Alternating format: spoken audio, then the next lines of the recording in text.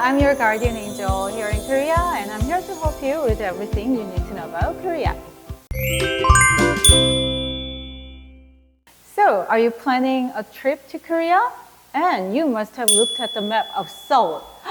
Ooh, it's a huge city, right? Mega city, and there are so many districts. And of course, you cannot go to all, and I don't go to all districts. So, you might be wondering, where should I go? Where should I go? So I have picked 10 Seoul's neighborhoods worth visiting for you. So you can follow my guides and look at the map, and if you want to go to certain places, you can circle them, right? So here come 10 Seoul's neighborhoods I think that are worth visiting.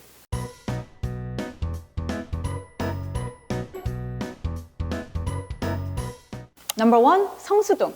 Yes, as of 2024, Seongsu-dong is the hottest neighborhood in Seoul right now. I have seen a lot of foreigners and of course locals too whenever I go to Seongsu-dong. They have cafes, restaurants, and galleries and so on. So a lot of people go there to go to like trendy places. They have a lot of flagship stores and also like shops there too. So why is Seongsu-dong famous in Seoul? Seoul has a lot of like trendy places, but Seongsu-dong has a nickname, Brooklyn of Seoul. So when you think of Brooklyn, what comes to your mind? Brooklyn is a very, very hip area, right? Hip vibe and hipster zone. So there are like galleries in Brooklyn, but factory turned galleries, right? In Seongsu-dong too. Factory turned cafes. Factory turned galleries too. It used to be an industrial area that is famous for shoemaking, but it's not anymore. So the factories, they should do something about the factories. So they turned the factories into cafes and galleries. And that's why the Seongsu-dong has become famous because, it's a different vibe and also hip vibe. So a lot of people go there and, as I said, enjoy what is like so trendy right now in Seoul. But other than the hip vibe, there is something that attracts people in Seongsu-dong too. There is a massive park, Seoul Forest Park. Yes, you can go there and have picnics and also take a stroll. And it's a good area to take a break from the hustle and bustle of the city. So remember Seongsu-dong and visit this hottest neighborhood in Seoul. Number 2, Apgujeong-dong. Speaking of hottest neighborhoods, I should talk about Apgujeong also. If you have seen K-dramas, maybe you know Apgujeong, right? Yes, Apgujeong is a very popular hangout among young people in Seoul. A lot of young people go there on Friday and Saturday to go to trendy bars and clubs too. Yes, there are clubs as well. And also, Apgujeong-dong is famous for shopping and high-end shoppers. Like if you are interested in high-end shopping, Apgujeong is the place. There is Galleria department store, the most luxurious one, one of the most luxurious ones in Seoul, and also Cheongdam Fashion Street, Cheongdam Luxury Fashion Street. So if you're up for high-end shopping, Apgujeong is the place for you. Number 3, Dongdaemun. A lot of subscribers have asked me whether Dongdaemun is a good place to shop. Yes, Dongdaemun, as you know, is known for shopping, but not high-end shopping, but mass shopping. They have lots of shopping centers and also they have a lot of traditional markets. So you can get things from the market or the shopping malls as well. And Dongdaemun is also known for eating out. So as I said, you can go to the traditional market to get something and also to eat out. And while you are in the area, look for DDP, Dongdaemun Design Plaza. Yes, it is a new landmark in Seoul and it hosts a lot of cultural and art exhibitions. So that might be a good place for you to visit. Number 4, Jongno. You cannot miss Jongno. You should go there, right? Because it is home to Korea's ancient temples like Changdeokgung, Changgyeonggung or something like that. And also, Jongno has Insadong Street. Insadong, Insadong is a perfect place to buy traditional items, Korea's traditional items, and also to try out Korea's food and drinks as well. So Jongno is a historic area, and the most famous area might be Bukchon, Hanok Village, right? So you get this idea. Just go there and enjoy the ancient side of Seoul. Number 5, Seochun. Seoul is a historic village right west side of Gyeongbokgung Palace. So you are going to Gyeongbokgung, right? Because this is the main palace in Seoul. And while you are there, just go to Seoul. Seoul is full of Korea's traditional house, Hanok. And Hanok is very, very unique, right? So if you go to Seoul, you can see shops, restaurants, and cafes housed in Hanok, Korea's traditional house. And then that ambience will be very unique, right? So the contemporary Seoul and the ancient Seoul coexist in Seoul. It will be a very good place to stroll around. Number 6, Eunpyeong Hanok Village. Yes, speaking of Hanok, you should consider going to Eunpyeong Hanok Village.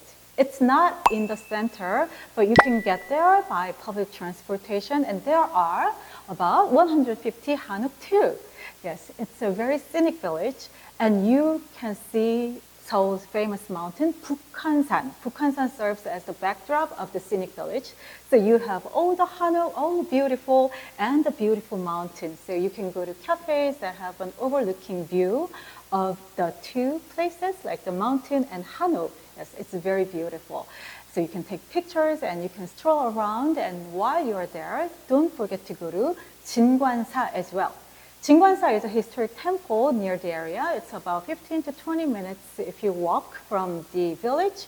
And that temple is very, very beautiful, hidden in the mountain. There is a walking trail that leads to the temple, and you're going to enjoy the trail. Number 7, Hannam-dong and Itaewon.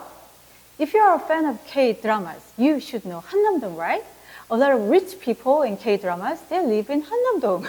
Yes, Hannam-dong is all about contemporary Seoul, and that has a lot of stylish boutiques and cafes and restaurants too.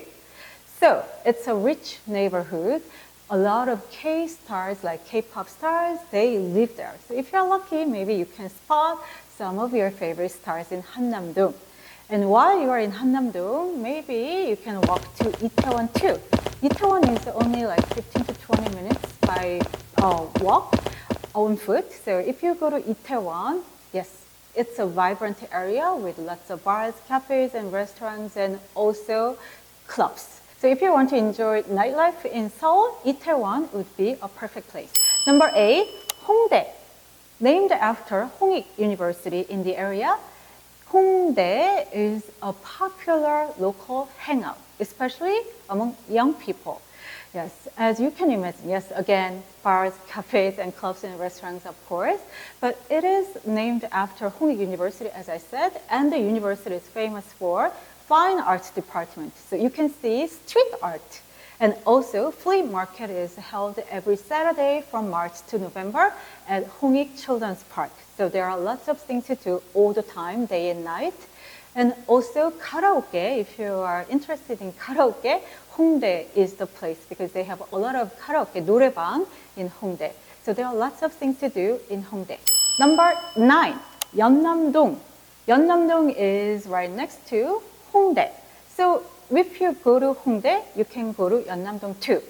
But the two areas would be kind of different in terms of ambience. Hongdae is vibrant, busy, and crowded all the time. And during the nighttime, it's like a lot of people. But Yeonnam-dong is more of a laid-back ambience. It has, of course, bars and cafes and restaurants too, but it is like quieter compared to Hongdae or Itaewon. So when you go to Yeonnam, I think you like the local ambience and especially the Yeonter Park area.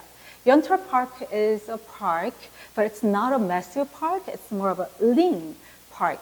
It is transformed from an old railroad, so you can enjoy a unique kind of ambience of Yeonter Park, and you will see a lot of locals having a good time there, picnic or like walking with their dogs or having a rest at the benches there, okay?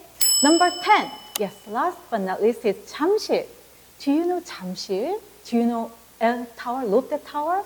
Yes, the Lotte Tower, the tallest building in Seoul, is in Jamsil. And also the nation's biggest amusement park, Lotte World Adventure, is also in Jamsil too. Yes, you're right. Jamsil is full of activities, and if you are traveling with children, Jamsil would be a perfect place to be. And other than Lotte Tower and Lotte Adventure, you have baseball stadium. So if you are into baseball, the season is from April to October. You can go and see one of the games at the stadium. And other than those things I have mentioned, Jamsil has Seokchon Lake and Olympic Park as well. So you are also close to nature. So visit Jamsil if you want to enjoy many things in the area. Okay, so I have talked about 10 Seoul's neighborhoods worth visiting. I know Seoul is a big city, but I hope if you follow my guide, it will be easier for you to navigate. And if you have liked my video, please click the subscribe and the like button, and also don't forget to press the bell button as well. And lastly, yes, the comments. If you have any questions or anything to say, yes, we love to hear from you, so use the comment section. So hope to see you next time, and until then, be good and be healthy. Bye-bye.